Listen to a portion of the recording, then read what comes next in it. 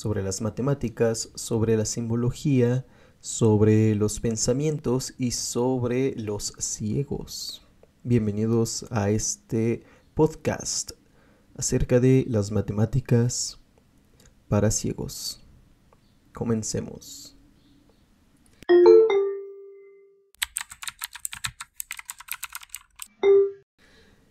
Bien, voy a comenzar primero hablando sobre cosas que nosotros damos por hecho, como es la geometría, los círculos, las formas, las esquinas, arriba, abajo, dentro, fuera, intuiciones geométricas que han inspirado a la humanidad y que han culminado en teorías matemáticas muy abstractas, como lo es la topología, que generaliza los conjuntos abiertos, conjuntos cerrados, conjuntos compactos, conjuntos densos, todas estas nociones que hablan acerca sobre qué tanto se acumulan entidades alrededor de otras entidades, qué tanto se acercan, qué pasa cuando en el infinito uno se aproxima a algo, qué pasa cuando hablamos de dentro, cuando hablamos de fuera, cuando hablamos de cosas que no tienen interior o que hablamos de cosas que tampoco tienen exterior.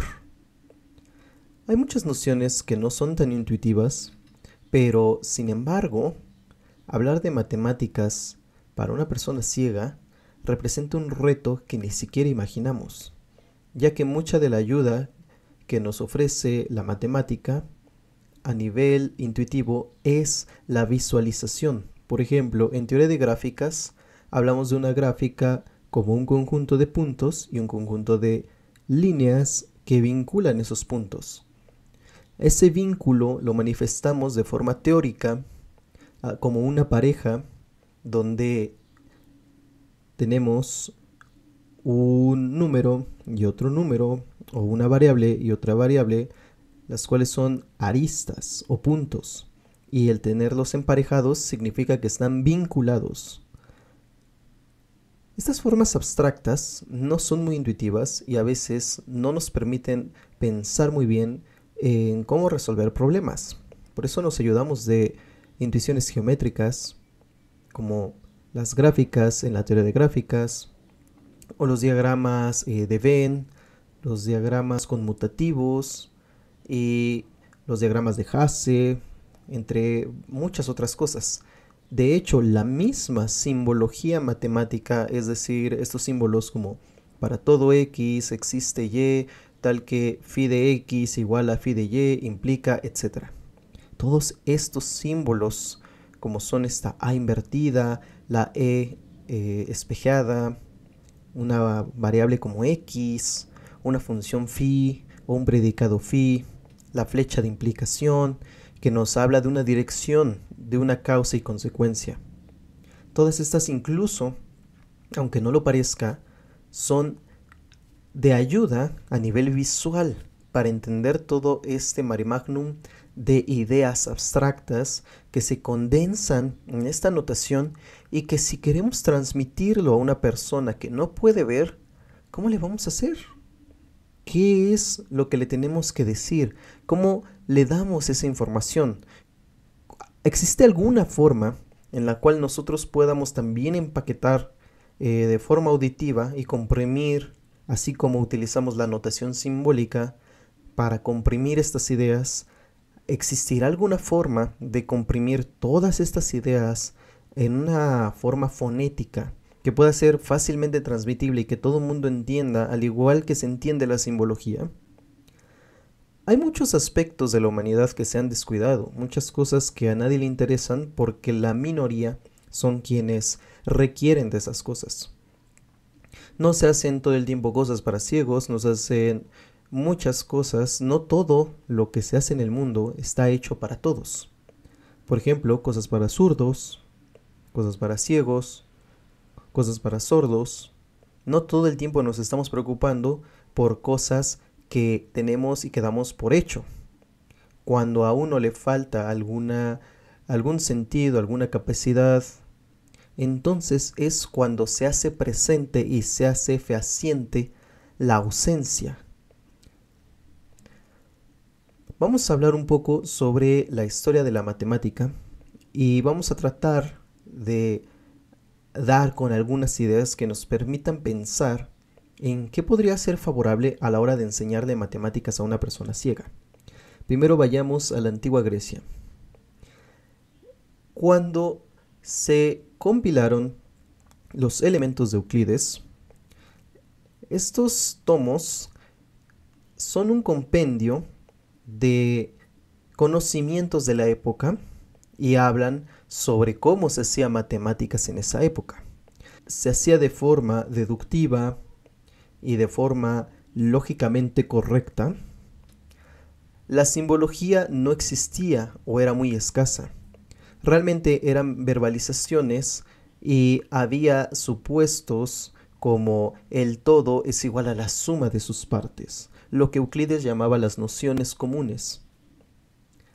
Este tipo de supuestos o prerequisitos para comenzar a hacer teoría a partir de esto, hoy en día más formalmente los conocemos como axiomas.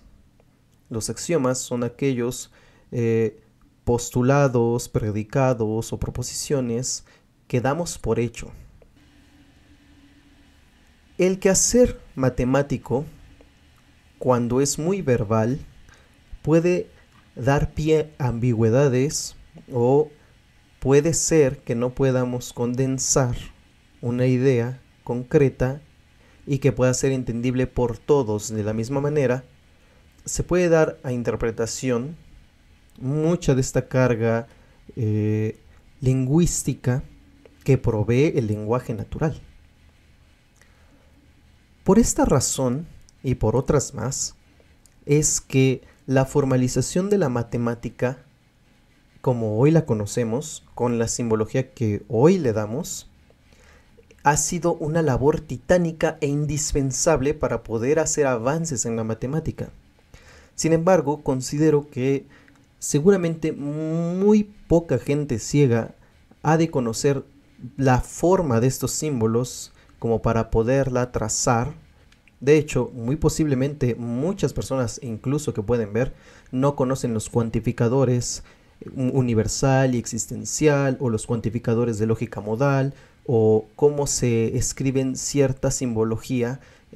Por ejemplo, el símbolo de torniquete o turnstile, el símbolo de contradicción o el símbolo de negación de una proposición. Todo este tipo de simbología incluso es ajena para personas que ya estudian matemáticas.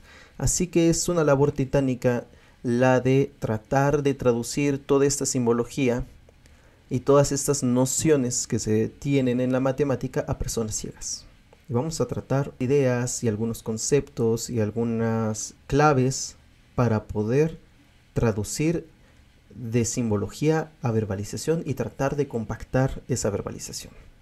Después de que se hacía mate en la antigua Grecia, podríamos ir a la época donde Newton comenzaba con el cálculo y Leibniz, pero un poquito más allá de ya la carga simbólica que se le daba a la matemática y que ya se empezaba a hacer con cierto rigor, que teníamos simbología para variables desconocidas que hoy en día utilizamos como X. Se habla de X cuando nosotros queremos referirnos a un número que desconocemos y que simplemente queremos dar una idea como de que se le va a hacer alguna operación algebraica o aritmética a esta variable, pero sin saber qué número es. Por ejemplo, nosotros hablamos de 5 más 5 que da 10. Pero ¿qué pasaría si nosotros quisiéramos hablar de el mismo número que se está sumando a sí mismo? Es decir, un número que yo no conozco como X, que le podría decir, darle un nombre de una letra en lugar de un número y hablar de que este número X se va a sumar a sí mismo. Nosotros hablamos de letras, que son símbolos que utilizamos en nuestro lenguaje natural para comunicarnos, y que es esta grafía que nosotros podemos plasmar sobre papel, computadora, incluso verbalmente. Nosotros podemos dar a entender la noción, la idea de esta simbología y transmitírselo a una persona que ve para que pueda asociarla y pensarla, incluso visualizarla en la mente. Pero esta noción, que es muy directa, de mencionar una letra A, B, C, e imaginar de inmediato la grafía en la mente y pensarla como un símbolo, el cual va a poder representar cualquier número, puede ser que no sea tan intuitivo para una persona ciega. Una persona ciega no tiene esa asociación, estoy hablando de personas que nacieron ciegas, claramente, no puede hacer esa asociación o difícilmente va a poder asociarla con una grafía. Pero la va a poder asociar con un sonido si es que puede escuchar. O la va a poder asociar con una textura o con un código braille si es que puede sentir. Entonces, es una labor complicada tratar de transmitir ideas cuando uno da por hecho tantas cosas. Así que hay que tratar de desapegarnos de ideas como asociar símbolos con sonidos, con fonemas. Entonces vamos a hablar acerca primero sobre la simbología. El alfabeto nosotros lo pensamos como una serie de símbolos que expresan y que asociamos con ciertos fonemas o ciertos sonidos que emitimos. A tiene un grafo, B, C, D, E, etc. También los números tienen una grafía, tienen una forma de escribirse. La forma en la que escribimos los números es en una notación llamada notación decimal. Y esto es muy interesante porque para nosotros como personas que podemos ver, pensamos en estas grafías que son símbolos del 0 al 9 y los colocamos uno seguido del otro, los yuxtaponemos, empezando de derecha a izquierda para hablar de números con ciertas unidades, después a la izquierda las decenas, a la izquierda centenas, a la izquierda los miles o los millares, y así sucesivamente. Es la forma en la que escribimos los números. Cada una de estas unidades me va a representar, cada una de estas cifras me va a representar cierta cantidad que vamos a poder descomponer como una suma.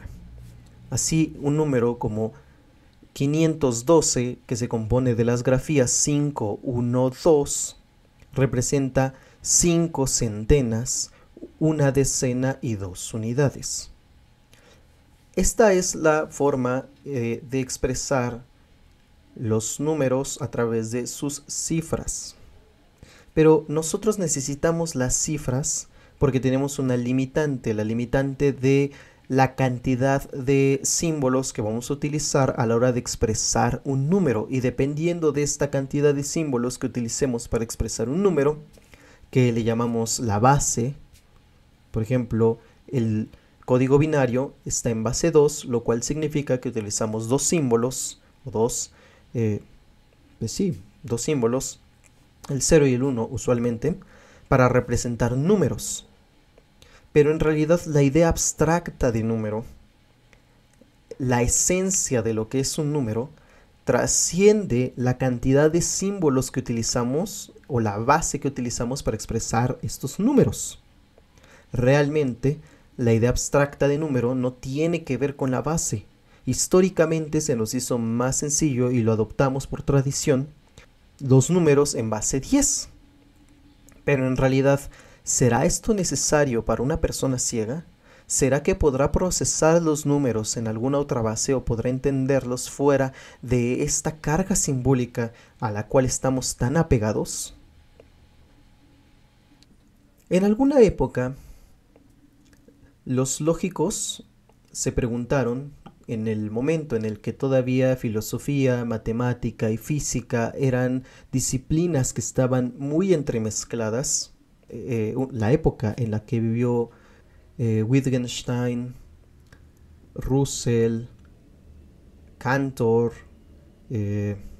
todas estas épocas, esta era donde los lógicos no podían separar muchas cosas lingüísticas, filosóficas, sobre la mate que hoy consideramos una mate más pura, pero también una mate más artificial, una matemática más desapegada de ciertas cuestiones filosóficas Realmente hoy en día la matemática es más una serie de simbología y una serie de reglas que van a funcionar como uno dice que va a funcionar, y se hace matemática o se hace manipulación simbólica a partir de ahí, y ya después se le da una interpretación.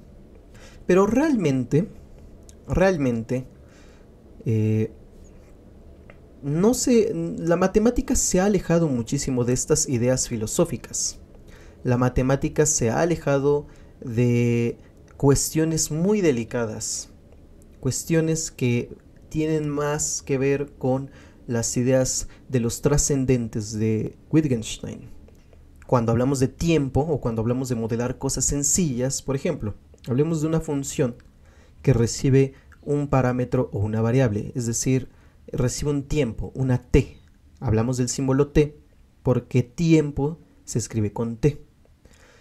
Ok, esta variable t, cuando se recibe, se procesa y se arroja un resultado. Por ejemplo, digamos que f de t, una función que depende de una variable t, recibe esta t, la procesa y nos devuelve, por ejemplo, 2 por t, litros. 2t, donde 2t son litros. Entonces hablemos, por ejemplo, que estamos modelando una llave y que por cada t, por cada unidad de tiempo, está llenando 2 litros de agua.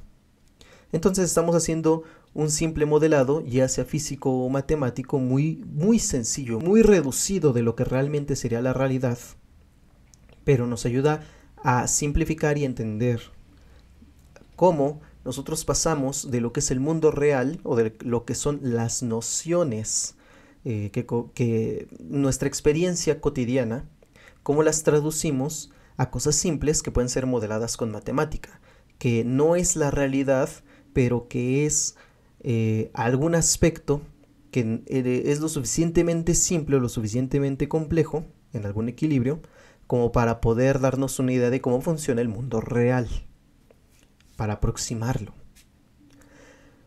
Muy bien, entonces hablamos de un tiempo que es realmente un número, una variable en un modelo muy simple de la realidad, que modela cuántos litros de agua se van a tener o van a salir de un grifo dado ciertas unidades de tiempo. Estamos hablando de un tiempo, de una noción de tiempo muy numérica, muy simple. No estamos hablando de una noción de tiempo muy trascendente sobre qué es el tiempo, sobre cómo lo medimos, cómo lo percibimos, qué había antes del tiempo, qué hay más allá del tiempo, cómo parar el tiempo, cómo modificarlo, qué tipo de cosa es, qué abstracción representa el tiempo, cuánto trasciende el tiempo. El tiempo es lo mismo para todas las personas, el tiempo también lo pueden percibir los animales.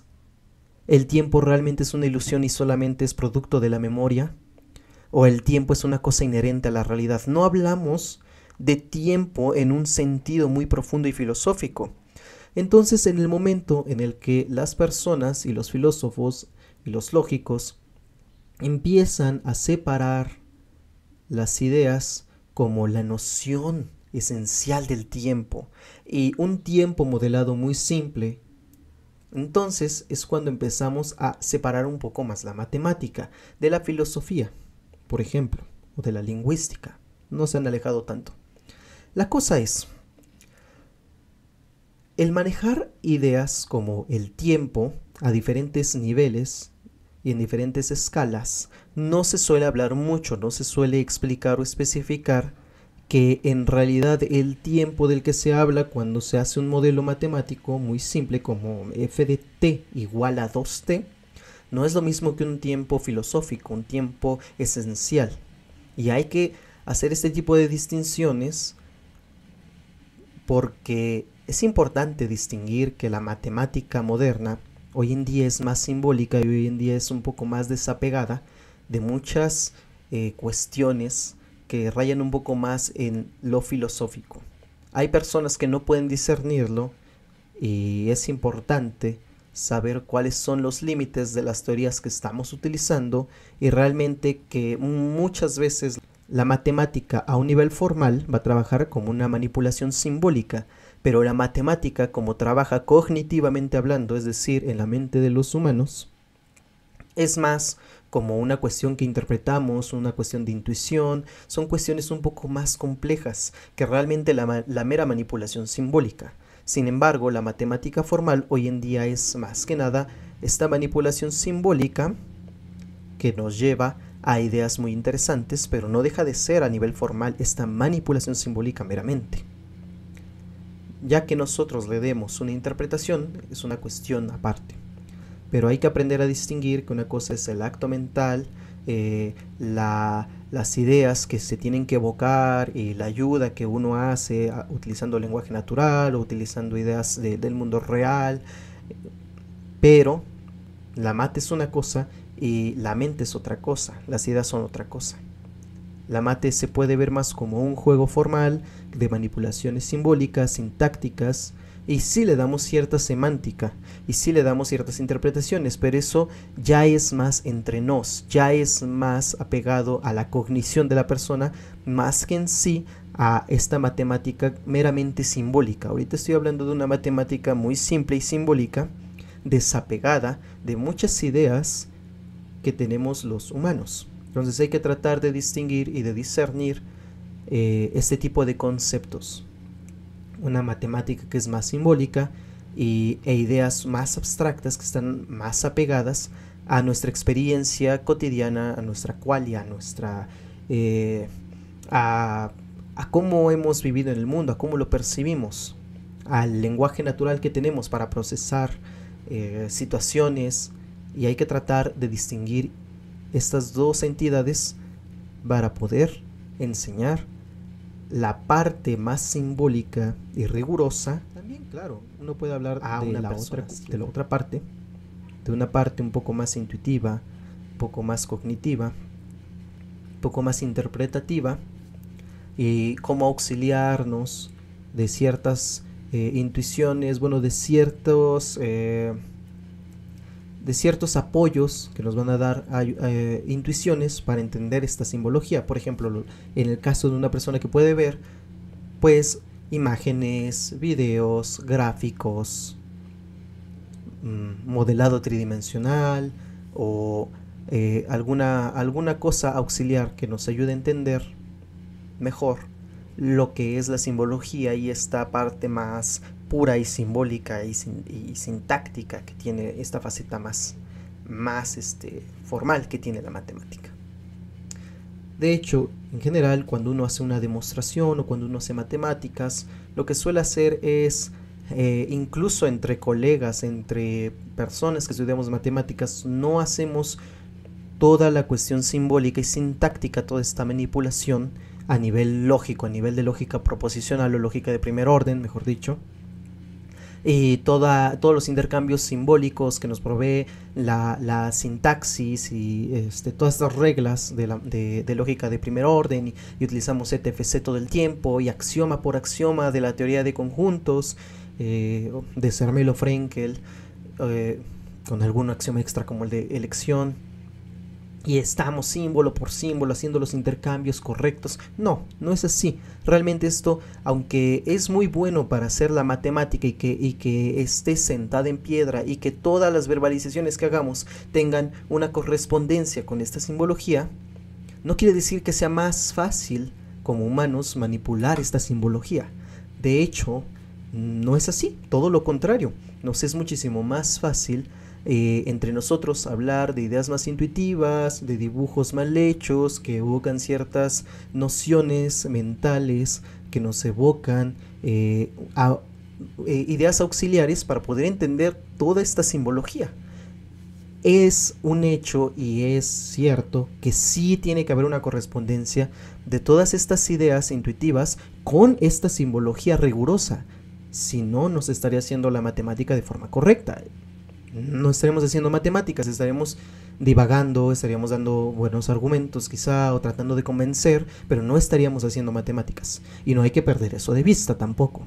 Es decir, no hay que alejarnos demasiado de la simbología y de la manipulación simbólica y olvidar que está ahí, pero tampoco hay que ser demasiado cuadrados y entrar en un estado de necedad de querer hacerlo todo formal y todo riguroso y todo a base de símbolos, porque ninguna de las dos es viable para términos prácticos a la hora de hacer matemáticas. Somos humanos.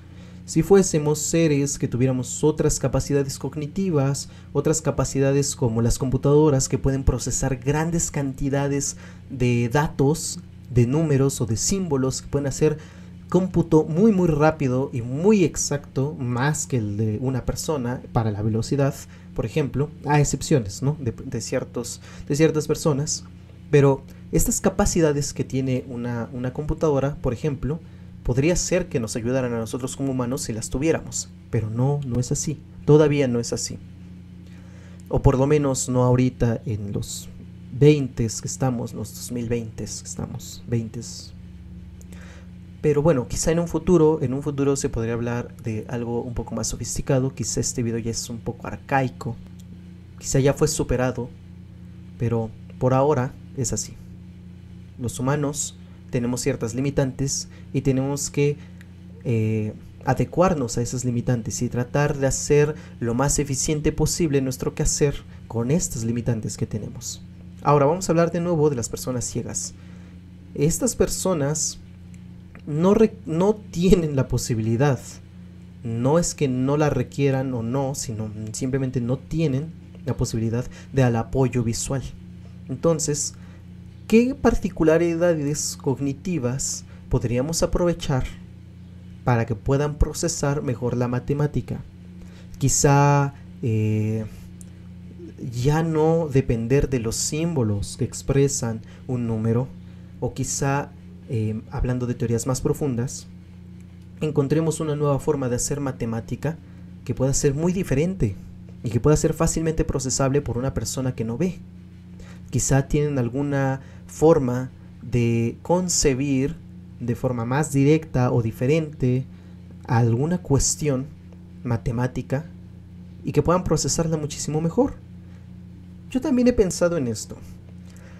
Por ejemplo, un teclado para una persona ciega que nunca ha, que jamás ha visto y que no conoce las grafías y que no conoce la posición de las grafías, ¿cómo puede aprender fácilmente a teclear en un teclado? Si acaso conociera el código braille, vería conveniente hacer un teclado ad hoc y específico para que pudiera digitar alguna especie de generalización del braille para poder escribir símbolos en una computadora, ya que pues no podemos cambiar las computadoras de un día a otro y hacer otros aparatos que puedan procesar mejor la forma en la que un ciego se pueda comunicar con estas computadoras, con estos aparatos hipotéticos que podrían dejar de lado el escribir símbolos, sino quizá nada más emitir algún sonido y procesar las cosas diferentes. Pero todo está hecho para personas que podemos ver.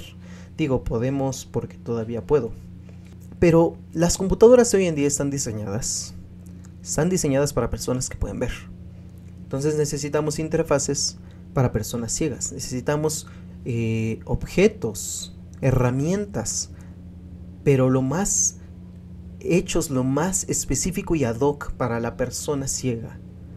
Que olvidemos y nos quitemos este estigma y esta carga de procesar las cosas de forma cognitiva como una persona que ve, como una persona que entiende las grafías y que se apoya de ellas y que depende de ellas. Hay que pensar como una persona que no puede concebir eso. Es muy interesante, a mí me parece interesante la cognición y la forma de procesamiento, esos actos mentales que se han de dar dentro del cerebro y la mente de una persona que no puede ver, que nació ciega. Eso a mí me parece fascinante. Y bueno, la cosa es, ¿habrá alguna forma de llevar toda esta simbología a una forma igual de compacta que tenemos hoy en día la simbología para asociarlo con estas palabras y estas ideas que evocamos con palabras, pero que compactamos con simbología para la matemática. ¿Habrá alguna forma fonética de compactar, de expresar ciertos símbolos? ¿Habrá alguna forma de teclado, de mouse o de interfaz para que puedan hacer más ameno y más cercano a la cognición de una persona ciega el poder manipular una computadora, el poder interactuar con ella, recibir datos, programar y poder ahondar en ideas abstractas, en ideas interesantes que nos provee las ciencias de la computación o que nos provee la matemática teórica? Estos son planteamientos que me gustaría explorar y me gustaría saber su opinión en los comentarios, por favor. Si te ha gustado el video y te gustaría que hablara sobre algún tema específico o particular, me lo puedes comentar. Muchas gracias por escucharme y hasta pronto. ¡Felicidades, autodidacta! No olvides comentar tus dudas, darnos pulgar arriba y suscribirte. Únete a Patreon para tener acceso a nuestro contenido exclusivo.